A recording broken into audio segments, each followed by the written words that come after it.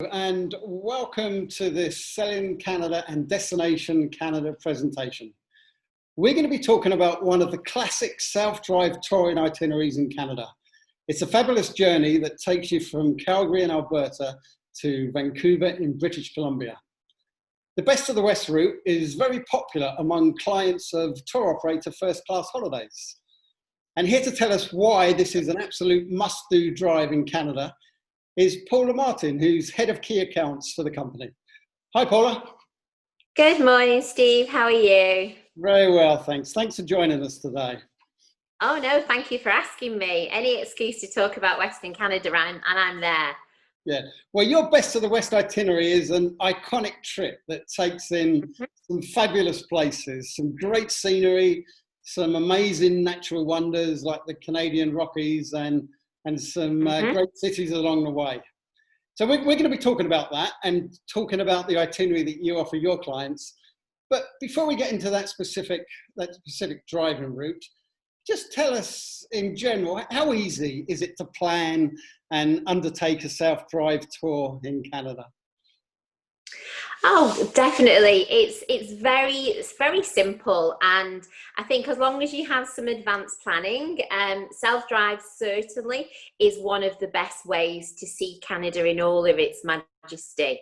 The opportunity to be able to take it at your own pace, and I think as long as I say, you plan and engage the services of an operator like ourselves with your travel agent, they can help you guide through the best places to go to, and really it's a case of encompassing all that there is to see and do on a self-drive route at whatever is your pace and whatever is your duration that you want to take in. Okay, well, this is one of your most popular driving itineraries. Some of the stops we'll be talking about along the way include Banff, Jasper, Wells Grey Provincial Park, Clearwater, Whistler, Parksville, Victoria, Vancouver. You're going to talk us through some of those highlights of those cities and stops. But I guess the first thing to ask is, how long should a client allow for this trip? I think it all depends on how long a client's got, if I'm absolutely honest. Bare minimum, I would say, would be 2 weeks, 14 days, 14 nights, 15 days.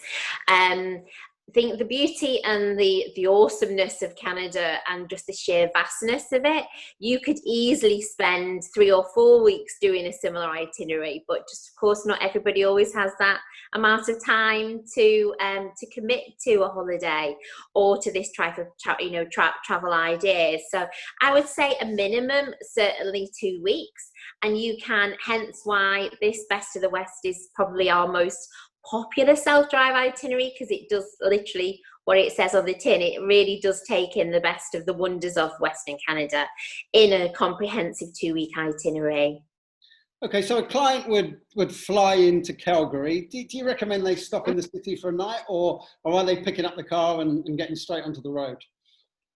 Well, if I'm honest, this itinerary is actually based upon picking up the car upon arrival, because it's a relatively short drive for Canadian standards, an hour and a half or so into Banff.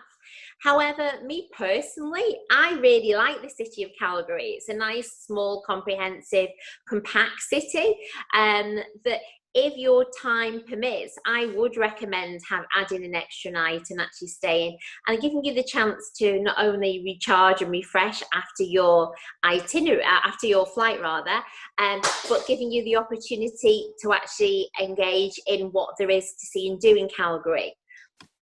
But Calgary is a city that's probably best known for its summer Calgary Stampede, but yeah, it's got a Western feel to it, hasn't it? For during the rest of the year too. Oh, definitely. It's cowboy country, certainly, and it's your first introduction to the real dynamics of Western Canada. But they've got some fabulous attractions in and around the city itself. It was host to the 1988 Olympic Games. The infamous Eddie the Eagle, claimed his well, I wouldn't say his victory, but certainly his prestigious over there. And that is really interesting. I had newfound respect when I went in and sat on the run of where Eddie the Eagle jumped off, because that is definitely worth a visit. There's also Heritage Park, which is like a tourism attraction that's you easily spend at least a couple of hours there, where it's of the bygone age, where they're all dressed up in, you know, in the old Western attire. But that's really good fun. And then, of course, like any city, it's got some fabulous museums, some nice shopping. Just on a much smaller scale, it's a very small city, but very welcoming. And again, even depending upon the time of your flight, which airline you fly into Canada, I say some of the flights arriving quite late, so you might not necessarily always want to go straight away. So I think it's worth an overnight stay, certainly, again, if your time permits, and we can easily do that. This itinerary you can also do in reverse, though, so you can do arriving into Vancouver and doing it the opposite way, but most passengers, it just is more popular. We just, creatures of habit, I think we just prefer to go east to west, so most people fly into Calgary and then travel through the Rockies to end in Vancouver. Okay, well, we leave Calgary, and you said it's a short drive to Banff, surrounded by strikingly beautiful mountains. Tell us a little bit about some of the appeal of Banff. Oh, Banff is by far my favourite Rockies resort. I love Banff. I think I could live in Banff, if I'm honest with you. It is just a beautiful town. It's set at the foothills, right in the heart of the national park, and you've got so many attractions in and around. You've got the Sulphur Mountain gondola. You've got there's hot springs there. It's quite a vibrant little town as well, considering where it is. It's most of the hotels are all off Banff Avenue, and some really good restaurants, some really good bars. There's some Wild West saloons if you fancy your hand at doing a little bit of cowboy dancing and line dancing there. But there's some amazing walks and just spectacular scenery. It's a beautiful town to just engage and just recharge with nature, really. It's so awesome is the only word I could really describe Banff. And its beauty, its beauty really, I think, is it's so accessible, because it's an ideal place to have as a base for at least a couple of nights, and traveling in and around, not only to see what the town site of Banff itself with its fabulous the gondola, the hot springs, lots of walks like the Cave and Basin National Historic Site. And you've got loads of different hiking and walking trails in and around Banff town itself too. And it's not unusual, is it, to see perhaps a herd of elk walking down the main street in Banff? Definitely, I can pretty much guarantee you will see elk. They are everywhere. And what's really, really good is that if you're walking, or even if you're in a cab, or you're going back to your hotel, the drivers always stop and let you take plenty of photo opportunities. Obviously, don't get too close to them. They are pretty big creatures, but yeah, they're forever roaming freely, as they should be. But in and around the golf course, up and down, not far from the town site itself, but they're phenomenal creatures to see. Okay, so we leave Banff, and where are we heading next? Right, well, this is where you're heading up to Jasper, which is arguably one of the most scenic drives. I know in National Geographic, it's actually listed as one of the most amazing drives, spectacular drives in the world, where you're driving up along the Icefields Parkway. Now, this day can be quite a busy day. As per on our itinerary, we put it down as day 3, but because there are quite a few places to see and do and to visit, what we suggest en route up to Jasper. Now, the actual drive from Banff to Jasper, I think point to point, it's under 200 miles. But I would certainly do this day leisurely, or even consider visiting some of these attractions maybe on your previous day when you're in and around Banff. It all depends on your time scale. You've got the amazing Johnston Canyons, which are, they're only about an hour away from Banff, and you've got some amazing walks there. They do get quite crowded in the summer, but this is the beauty and advantage of going on a self-drive itinerary, because you can often get there early, or you can go and stay either a bit longer, or you can go up to some of the higher trails, because most of the coach tours that are going there and only stopping briefly won't have time to do that. So these are the advantage of you being able to do that, and where the crowds sort of thin out a little bit. So that's really a really good stop on the way. I'd certainly leave early morning, or maybe even have some breakfast near the Johnston Canyon. Then you can do a nice walking trail, burn off some of those calories, and then heading up to Lake Louise, which is the jewel of the Canadian Rockies, and such a spectacular photo opportunities there. Again, it does get busy in the summer months, and they operate like a park and ride system, but it's certainly something not to be missed. Lake Louise itself is only about 40 minutes away from Banff point to point. So if some passengers on a self-drive itinerary, I even recommend maybe even going there for breakfast or for lunch or for dinner even, you know, so you have got the freedom of having your car. So if you didn't want to cram everything on that day. And then near Lake Louise is the beautiful moraine lake, where you can see all these crystal fed lakes and amazing mountain gorges and just photo opportunities galore. You will get some of the best photos there. But then you carry on north up to a stop at the Columbian Icefields, so the Athabasca Glacier. And this is actually included in your itinerary as well. And you go on a specially deemed vehicle called the Ice Explorer. And they actually goes onto the glacier, where you get the opportunity. It's obviously there aren't many in the world that you can get, where you can actually walk on board the Athabasca Glacier there. And then probably allowing about an hour and a half or so there. But again, we have to book those times now in advance. When then you would arrive into Jasper sort of like late afternoon, early evening, depending on how long you stopped along the day.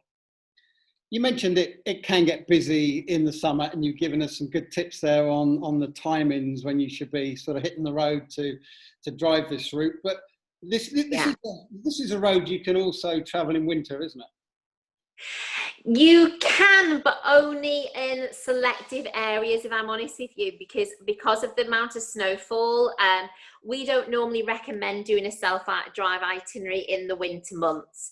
If you're going to do a winter itinerary, you can do something quite similar, but I would recommend really doing this itinerary May through to October, because you can still experience some snow in May and October, but really in the depths of the winter, although they are very, very good with their roads, you're not going to see the spectacular scenery at times because of the low-lying cloud and because of the snow conditions, really. Okay. Tell us about the appeal of Jasper. That's another charming mountain village, really. Yeah, certainly. You know, Jasper, a lot more quieter than Banff. It's certainly got a lot more less hotels, a lot more less, I won't say less attractions. It's just not as busy as the Banff town site itself. But it is, you hit the nail on the head. It is very charming. It is very much a mountainous village, and very, very popular, and with not only the self-drive itineraries, but it's where there is a big railway station. So 2 of the Canadian big trains go in there as well. What's quite unique about Jasper is that you don't have to travel very far to the lakes and whatever that's around it. And you've also got some really nice excursions that you can just walk to as well in Jasper. It's certainly a much quieter pace of life. I say much more limited accommodation as well. But it is, I mean, Jasper, I think, is actually one of the largest national parks in Canada as well, established in the early 1900s. So it's definitely on a lot of people's bucket list to actually go and see and do. And again, you've got all like your hot springs, you've got your snow-capped mountains. There are cruises you can go on Moline Lake. You can go on quite a few sort of different walks. Again, is very, very popular. And again, hiking and things like that to suit every ability. But it's a really sort of get it back in touch with nature type of area as well. Okay, well, the next day you suggest leaving Jasper and heading to Wells Grey Park. Yes. That's a provincial park. I don't think a lot of people will know what the attraction of the park is. So just tell us why that's on your itinerary. Yeah, certainly. There's lots of sort of great falls, and it's just a different route rather than going sort of more southern route and just going point to point. It's one of my favorite routes because the provincial park is just that little bit different as well. And it's sort of, you can go and actually on this itinerary, you get to go and visit the Hat Creek Ranch as well. So it's actually a historic ranch, but it's still a working ranch, and it's very much sort of the gold rush type of country. So you are seeing a different type of not only terrain, but you can literally go to Lillooet as well, which is the gold rush sort of capital around there. So see where they were all panning for gold and everything all those years ago. It's just quite a unique and different perspective with regard to not only just seeing the Rockies, but actually encompassing some of what British Columbia's got the best to offer. Some beautiful accommodation as well, and some really quite rustic lodge type of style accommodation in and around here, but very, very beautiful area to visit. It's a drive that also takes you past some of the steep gorges and the falls of the North Thompson River, which I think you can see from the Rocky Mountaineer too, can't you? Yes, you can, and you can often see the trains as well while you're on a self-drive itinerary, which is really quite remarkable. So that's really, really interesting to see.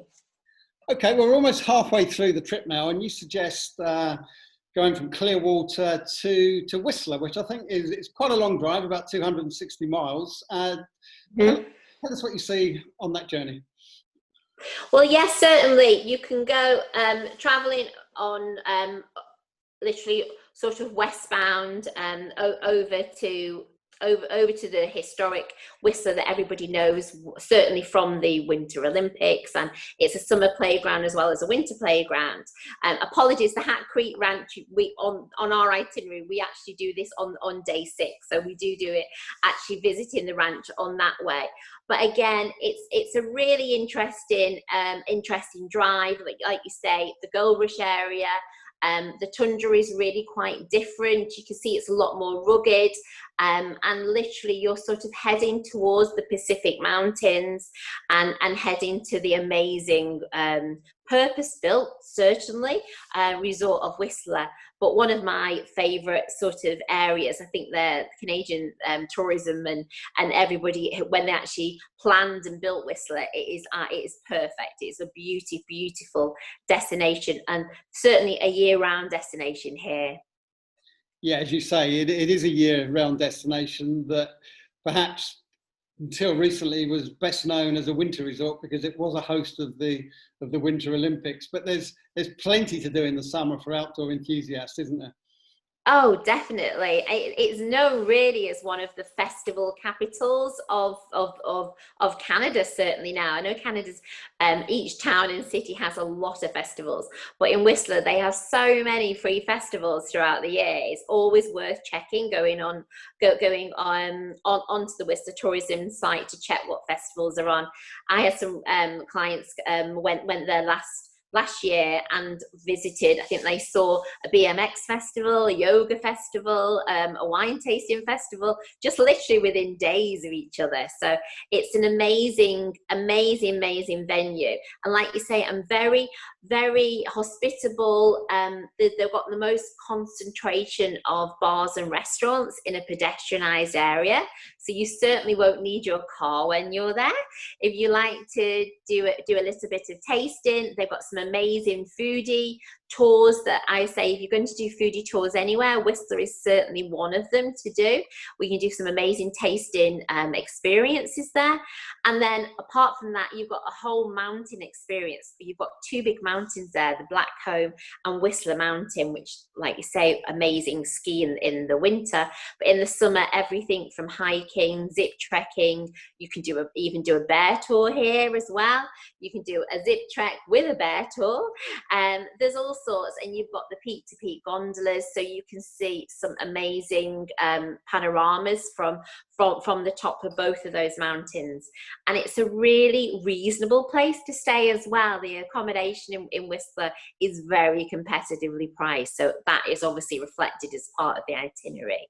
It's a great place for golfers too, with 4 fabulous championship courses in the Whistler area. And if you're playing golf up there's a chance you might see a black bear on the course too. Yes, yeah, there certainly is. Oh yes, you name it, you can do everything in Whistler, you know, fishing, hiking, walking, cycling. They've got some of the really good cycle trails around there as well. So it's very, very good for your outdoor enthusiasts. Okay, well, leaving Whistler, you suggest Parksville, which is a 70-mile journey that includes a ferry ride. Is that right? That's right, yes. It includes travelling on board the BC ferries over from the mainland over to Vancouver Island. On this particular route, we recommend staying in the small town of Parksville, which is on the eastern side of Vancouver Island. And just to give some people a perspective, if you haven't been to Vancouver Island is actually the size of England. So it is a very big island over there, and really an island of contrast from the rugged terrains of the different coastlines. But what's really nice about Parksville, it's a small town. There's some nice sort of resort stays there, and obviously you're on the coast as well. So it's just nice to see and explore that particular eastern part of the island that's not probably as well known as it is on some of the other itineraries. However, it's certainly an area that I really enjoyed. There's some gorgeous cruises you can do through all the and you just really see all like the fjords and all the fabulous waters around that way, and that coastline, and again some amazing seafood, as I'm sure you can imagine there is in lots of parts of Canada, but some really nice seafood restaurants and that around there. So this is the sea to sky highway, isn't it? Leaving Whistler. Yes. So it's a very scenic drive with your ocean vistas, your mountain, and certainly lots of waterfalls and things like that along the way. So it's a lovely day. And this is again the beauty of traveling in your car, that you can stop for photo opportunities and just to enjoy your surroundings of where you are. Don't rush any of this itinerary.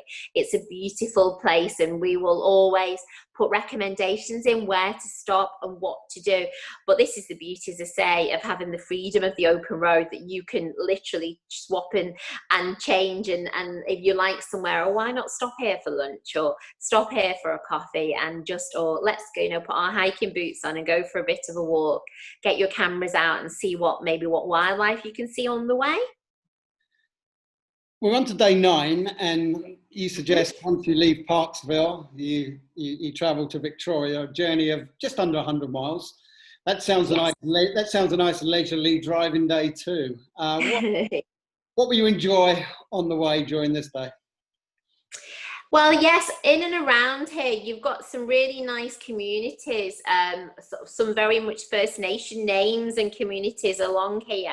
You can go to Chimney, where there's lots of giant murals on the walls, and go throughout the town, very crafty sort of antique markets, antique stores, so really quite different and quite unique.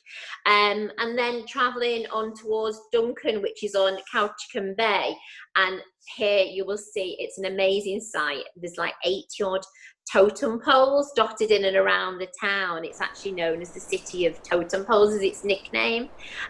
So you can get some amazing pictures and sort of see all those, and learn about the history of the totem poles and the stories of the First Nation. And then, of course, if you want to, there's plenty of attractions, as in historic sites, and there is the BC Forest Discovery Centre, if you want to learn all about that, especially the First Nation past and things like that. Before then, you arrive into the colonial city of Victoria, which is the capital of Vancouver Island. And I believe on the itinerary there's a full day where you can explore Victoria. Mm-hmm. Now that's a town that I think is known for its British heritage, with its turn of the century architecture and its British traditions such as high tea and shops full of woolens and china. What else? What else would you recommend doing in Victoria? Yeah, Victoria, you've hit the nail on the head, Steve. Exactly, it is that very, very colonial, very sort of a British past. But lovely to see that still. Certainly, Butchart Gardens is a must for any avid gardener out there, anybody into the horticulture, or even anybody just wanting to see something quite unique. I first went to Victoria, good must be about 25 years ago, and my very first visit to Butchart Gardens, I was just amazed at how beautiful it is. And again, depends on your personal interest. You can spend as long or as short there as you wish. But there's loads of other things to do in and around Victoria. If you haven't already done, you can do whale watching in Victoria as well. And there's lots of other marine life as well as whales, but it's one of the really good places to do whale watching. Obviously you've got lots of shopping and just sort of enjoying the whole maritime sort of scenery. Yes, high tea is a must if you're into your afternoon tea. And why not go to the Fairmont there, go to the Empress and really do it in style as well. Okay, well, the last 3 days of this trip is spent getting to Vancouver and spending time in that fabulous city. So tell us the journey from Victoria to Vancouver. That involves a drive and another ferry ride. Is that right? It does. Yes, that's right. It's taking you on a different ferry route, and this is what's good about this itinerary, that rather than just coming in and out of Vancouver to Victoria, you've gone on the original ferry over to Nanaimo, and then on day 11 you take the southern and go from the Swartz Bay terminal in Victoria over, literally you cross over the Strait of Georgia into Tawasin, and before you carry on to Victoria. But it's like a 90-minute ferry journey, and it's just beautiful. It's so leisurely, and this is the beauty of the BC ferries. It's a lovely way to sort of leisurely sail through all the Gulf Islands, and it's very, very relaxing. If you're lucky, you may see some marine life as well from the ferry. That has been known to happen. But it's a lovely place, a lovely journey just to have, obviously not just from the driving, but what a fabulous way to actually see the cosmopolitan city of Vancouver on the horizon. And literally as you come into it, it's nothing prepares you from it. Vancouver is arguably one of the most prettiest cities in the world, you know, with its mountain backdrops. It's very much almost like an island with the water on almost all sides, and you can see everything from the cruise terminals through to Stanley Park, through to the North Shore Mountains as you're encroaching upon. And then when you arrive into Vancouver, obviously you then carry on your car before you have the short drive into the city itself.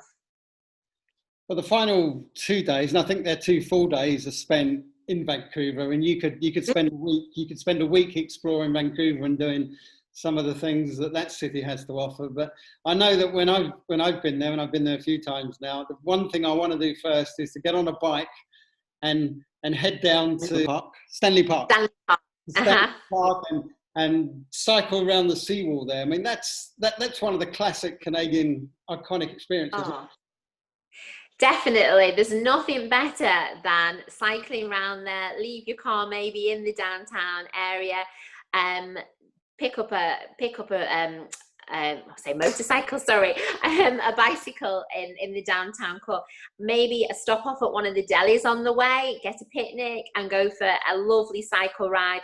There's loads of trails, and of course they've got their own totem poles as well, and you can go, as you say, all along the seawall there, you know, some lovely little rocky beaches and coves, and just really have I could easily, just like you, spend an afternoon or a day in Stanley Park. It's beautiful. it's really, it's a bit like the Central Park of when you compare it to New York. But certainly what I love about it is just your vistas, and you're very much at one with nature, but yet you're so close to the downtown core. It is beautiful. It's really well worth doing that. And I say at least allocate an afternoon to do that, which hopefully the weather will be fine for you to do that, especially in the summer. I mean, Vancouver can be a bit prone to a bit of rain, I'll be honest with you. So you can get the odd shower in Vancouver with its Pacific mountains, and it's one of those areas that can be a little bit wet at times, but it doesn't take away from its beauty. Certainly it's my favorite Canadian city. There is so much, like you say, to do there and to suit everybody. It's very much, obviously you've got your car anyway, so you can drive to some of these attractions. If you didn't want to drive, there's hop on, hop off buses. The actual downtown area of Vancouver is, as you know, Steve, very much a walking city. So it's very easy to get in and around everywhere, from the chic cosmopolitan hotels and restaurants and shops on Robson Street, like there, through to I love Granville Island, the Granville Island Market. Did you go to there and pick up a lunch there? And just I think when I very first went there, I got my first recipe for Caesar salad before it came over here, like 30 odd years ago. So I love Granville Island Market, from its quirky shops and stores to meeting and eating with the locals, really. Then maybe going over the Capilano Suspension Bridge is a really, really good attraction. So you can jump in your car and travel over there. It's certainly developed over the last few years, and there's some really good treetop walks, and the suspension bridge is amazing. What people don't tell you, though, when you're on it, is that, I don't know if people warned you, Steve, but when I did it for the very first time, they don't tell you once you go in this amazing suspension bridge that there's only one way to come back, and that so if you think you've got over your fear of heights, you have to come back that way. But it's a really good way to spend certainly a morning or an afternoon, and tie it in. We include that with going up to Grouse Mountain, which is on the northern part of Vancouver itself, and you can go on the gondola there, and there's a really lovely restaurant up there to see some amazing vistas of the whole city. You get some fabulous pictures, but it's interesting that, because they do actually ski up there in the winter as well. That's a ski resort in its own right. But you've just got so much to see and do in and around Vancouver. Say cycling, museums, you've got a big sea life centre, you've got amazing shopping, and foodies paradise. You mentioned food there, and one of the ways, I think, one of the best ways of sort of understanding the cosmopolitan mix of Vancouver and some of the fabulous cuisine on offer is by signing up and doing a foodie tour, and just doing a walking tour and having some samples and some tastings in some of the amazing restaurants and ice cream parlours that the guide takes you to when you're on the tour. Oh, definitely. And yeah, like you say, because you would often go to, especially doing it on a tour, you will go to places you may not have considered previously. But yeah, and especially some of the tasting menus. With, of course, there's a lot of Pacific Asian influence in Vancouver as well. There's every menu to suit every palate and every budget as well. And of course, you must go to Gastown and see the steam clock in the old historic part of Vancouver, and some pretty good nightlife if that does interest you too. That is available in Vancouver. Okay, well that's the end of the tour. I know you offer an option to do an add-on cruise to Alaska if clients want to. Is that correct? Yes, we certainly do. It's a very, very popular itinerary. And hence why I think a lot of clients do the Calgary to Vancouver route. So you can easily, there are several cruises that operate on one-way or return cruises from Vancouver, and it's a perfect add-on to a self-drive itinerary. Okay, well, this sounds a fabulous itinerary. Thanks for telling us about it in so much detail. One final question: do you recommend that people take a regular rental car or an RV on this, or is it the kind of trip where you could do it in either? Yes, I think it all depends upon your personal taste. I mean, I like to do a self-drive. I like my creature comfort, so I think I like to stay in hotels. But I have friends that have done a very similar itinerary in an RV that are members of like the Caravan and Camping Club over here. So I think it's one of those types of itineraries that you could do in either quite comfortably. Or you can even do a combination. We have some passengers that have done this type of itinerary with regards to the Rockies on a self-drive tour, or then have actually in a normal car rental, but then have maybe had a camper home on Vancouver Island, for example. So there is options that you can do either, but I would certainly say whatever type of vehicle you're comfortable driving with, because obviously you are going to be driving for quite considerable periods at some time, or treat yourself and maybe upgrade and have a more luxurious vehicle than what you would normally drive at home. Okay, well, again, thank you, Paula, for talking us through the best of the West. Sounds a great itinerary. You're most welcome. Thank you for asking me.